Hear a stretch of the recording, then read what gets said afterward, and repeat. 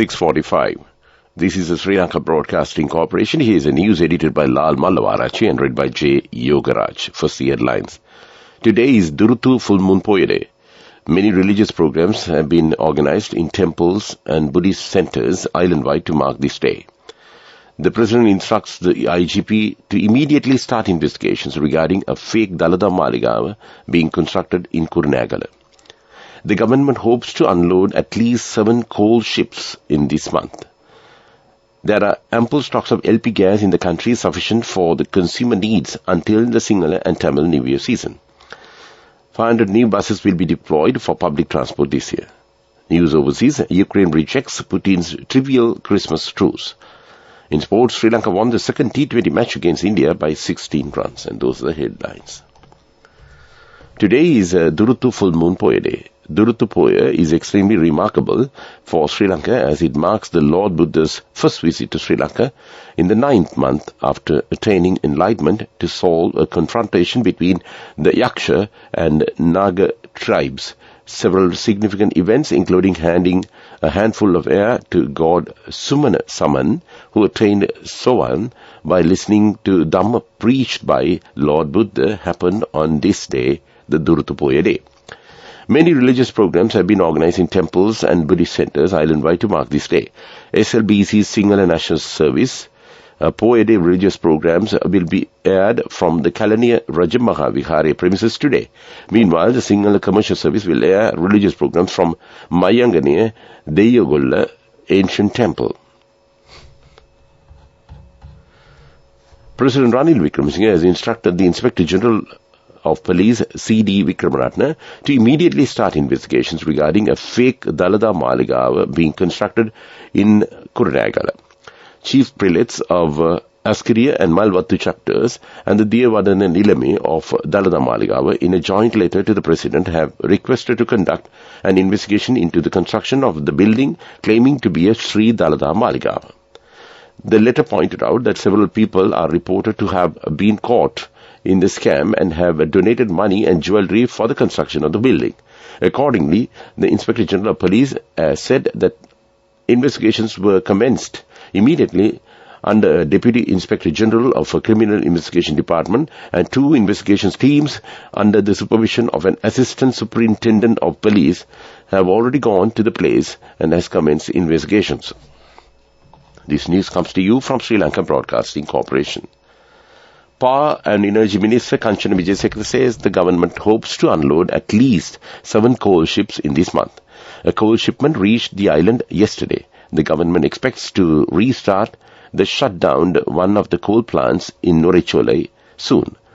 The minister further said 2 other coal shipments are due on the 9th and 13th of this month, respectively.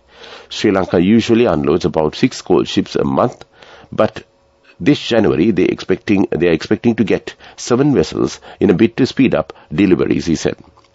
Existing coal stocks are enough to operate 2 coal plants till January 8th, Ceylon Electricity Board General Manager Rohan Seniviratne said.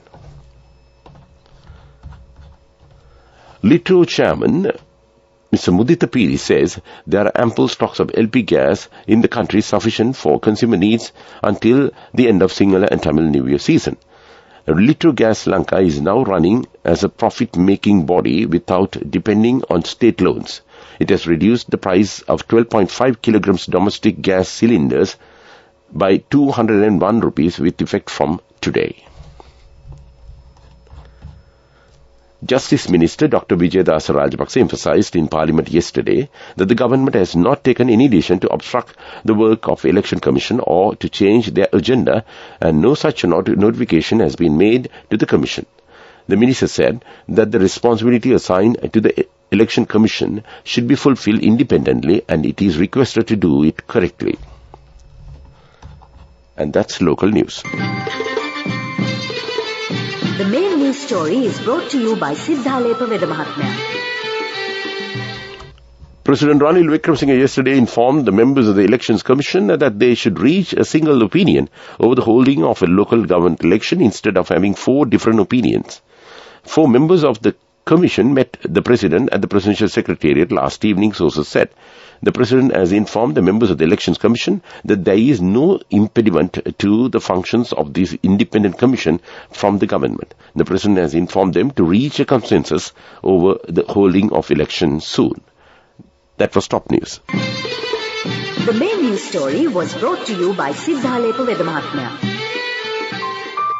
Brush your teeth twice a day for healthy teeth and gums. Supiriviki and Kakulu, your trusted brands in oral care for many years. Supiriviki Ayurvedic toothpaste for adults. Kakulu Ayurvedic toothpaste for kids. 9 Ayurvedic ingredients of Supiriviki will protect your teeth and strengthen your gums.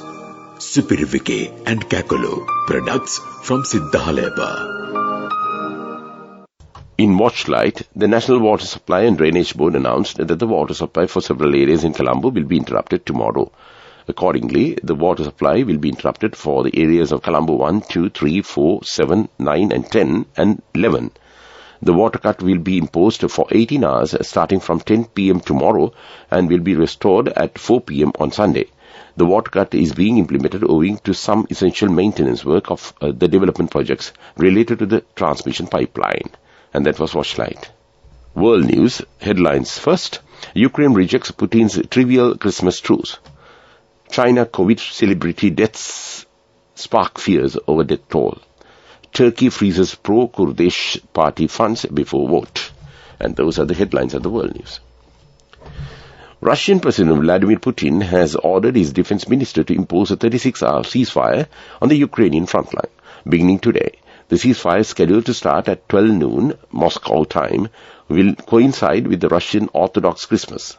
Mr. Putin asked Ukraine to reciprocate, but Kyiv quickly rejected the request. Ukrainian presidential advisor Mikhailo called it is a propaganda gesture. The growing number of Chinese public figures whose deaths are being made public in prompting people to question the official COVID death toll.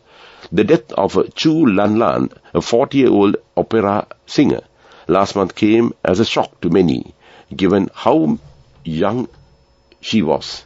Her family said they were saddened by her abrupt departure, but did not give details of the cause of her death.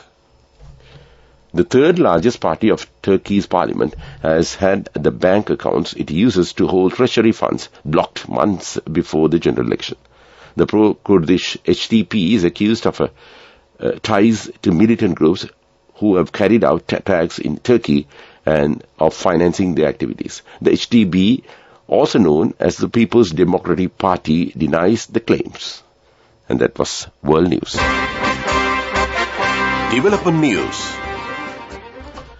Minister Bandula Gunawardena said 500 new buses will be put into operation for public transport this year. The minister made these remarks while speaking at an event held at Bathramulla Japanese Friendship Path yesterday to distribute 75 new buses received by the country under the Indian loan scheme to depots across the island. And that was Development News. In sports, Sri Lanka beat India in the second T20 match played in Pune yesterday by 16 runs. Batting for Sri Lanka made 206 for the loss of 6 wickets in their allotted 20 overs. Dashin Shanaka made 56 not out in 22 balls. This is the fastest T20 half-century made by a Sri Lankan player. Kusal Mendis made 52. In reply, India scored 190 runs for the loss of 8 wickets in their allotted 20 overs. Sri Lanka has entered into a tough competition of the 3-match series 1-1 at present, making the third match is decisive. And that was Sports News. Let us turn this difficult time that we are facing now to a positive opportunity. We must rise up as a nation in 2023. NSB will extend its fullest support for you to rise with confidence. NSB, the safest place for you. Business News, sponsored by National Savings Bank, the safest place for your money. Facet Sri Lanka, the premier gem and jewellery show, is all set to commence tomorrow. Coming back from the 2-year break post-COVID, Facet Sri Lanka is one of the industry's largest promotional event. The premium edition of this world-class gem and jewelry show will be held from 7th to 9th of January at Cinnamon Grand Colombo and will be open to visitors daily from 10 a.m. to 7 p.m. And that was Business News. Business News, sponsored by National Savings Bank. Let us turn this difficult time that we are facing now to a positive opportunity. We must rise up as a nation in 2023. NSB will extend its fullest support for you to rise with confidence. NSB, the safest place for you. Economic news, courtesy of... For the 5th consecutive year, LOLC is awarded People's Financial Services Brand of the Year at the 2022 Slim Kantar People's Awards. As the People's Financial Services Brand of the Year, LOLC continues to place the customer first. And this has won the hearts, minds and trust of Sri Lankans, with yet another prestigious award as proof of this lasting commitment. LOLC, imagine the possibilities. The tea industry recorded the highest national sales average for a calendar year in 2022, with the January to December 2022 cumulative average reaching ₹1,234.24. The 2022 cumulative average is an increase of ₹618.80 when compared with the corresponding month of the previous year. The national sales average for the high-grown teas for the year reached ₹1,093.10 compared to ₹587.13 in 2021. And that was economic news. LOLC Finance is taking the power of innovation to the next level, winning 5 golds at the Technovation Awards 2022, leading the digital revolution with cutting-edge interbanking digital payments. LOLC Finance claims the overall gold award, whilst also claiming an extraordinary victory in digital banking. Weather report. The Met Department says showers or thundershowers will occur at times in northern, north-central, eastern and Uva provinces and in Hambantota and Matale districts. Fairly heavy showers above 50 millimeters can be expected at some places in Trincomalee, Mullaitivu and Polonnaruwa districts. Showers or thundershowers will occur at several places elsewhere during the afternoon or night. Fairly heavy showers above 75 millimeters can be expected at some places in Sabaragamuwa province and in Kaluthura and Galle districts. And that was the weather report. To wind up this news broadcast, let's get the main points once again. Today is Duruthu Full Moon Poya Day. Many religious programs have been organized in temples and Buddhist centers island-wide to mark this day. The President instructs the IGP to immediately start investigations regarding a fake Dalada Maligawa being constructed in Kurnagal. The government hopes to unload at least 7 coal ships during this month. There are ample stocks of LP gas in the country, sufficient for the consumer needs during the Sinhala and Tamil New Year season. 500 new buses will be deployed for public transport this year. News overseas, Ukraine rejects Putin's trivial Christmas truce. In sports, Sri Lanka won the second T20 match against India by 16 runs. And with that, we conclude this morning news podcast of Sri Lanka Broadcasting Corporation.